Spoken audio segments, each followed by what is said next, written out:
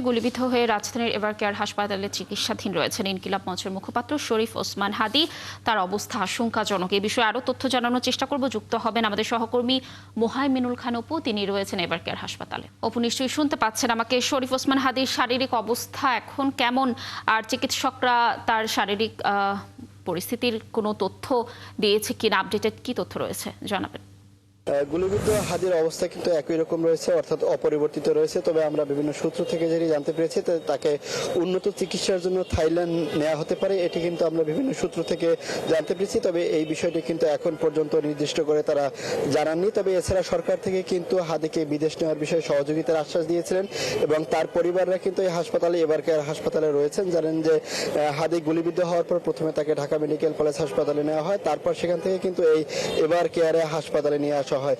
এখন পর্যন্ত আজকে আমরা তার যে 13 সদস্যের যে চিকিৎসা বোর্ড রয়েছে, চিকিৎসকদের বোর্ড, সেই বোর্ডের সিদ্ধান্ত আজকে কিন্তু নেওয়ার কথা রয়েছে এবং আজকে কিন্তু তার একটি সিটি স্ক্যানের কথা রয়েছে। তবে এখন পর্যন্ত সেই বিষয়টি আমরা নিশ্চিত হতে পারিনি। তবে যতটুকু জানতে পেরেছি তাকে উন্নত চিকিৎসার জন্য থাইল্যান্ড অথবা সিঙ্গাপুরে নিয়ে যাওয়ার কথা তারা ভাবছে তাদের পরিবার থেকে। লিলি বিউটি সোপ, যার অ্যান্টি এজিং গুণ তারুণ্য ধরে রেখে ত্বকে করে উজ্জ্বল, তারুণ্যময় উজ্জ্বল ত্বকের জন্য রিমার্ক।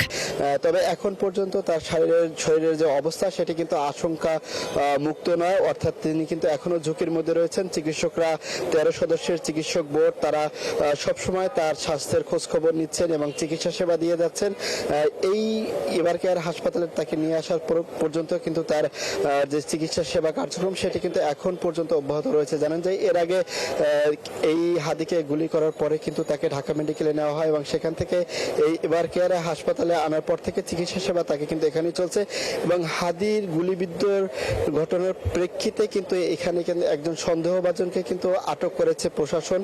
যে মোটরসাইকেলের নম্বর প্লেট সেটি কিন্তু দেখে তারা শনাক্ত করতে পেরেছে। এছাড়া হাদির যে সংগঠন রয়েছে ইনকিলাব মঞ্চ, সেই ইনকিলাব মঞ্চেরও কিন্তু গতকালকে আমরা দেখেছি শাহবাগে তারা বিক্ষোভ মিছিল করেছেন এবং গ্রেপ্তারের দাবি জানিয়েছেন। বিভিন্ন রাজনৈতিক সংগঠন তারাও কিন্তু এই অপরাধীদের ধরতে প্রশাসনের সহযোগিতা কামনা করছেন এবং তাকে কিন্তু গ্রেপ্তারের দাবি জানিয়ে আসছেন। তবে এখন পর্যন্ত হাদির শারীরিক অবস্থা কিন্তু অপরিবর্তিত রয়েছে। পরবর্তীতে ডাক্তাররা যদি আমাদেরকে পরবর্তীতে জানান তার শারীরিক অবস্থা, তখন কিন্তু আমরা আরো বিস্তারিতভাবে জানাতে পারবো।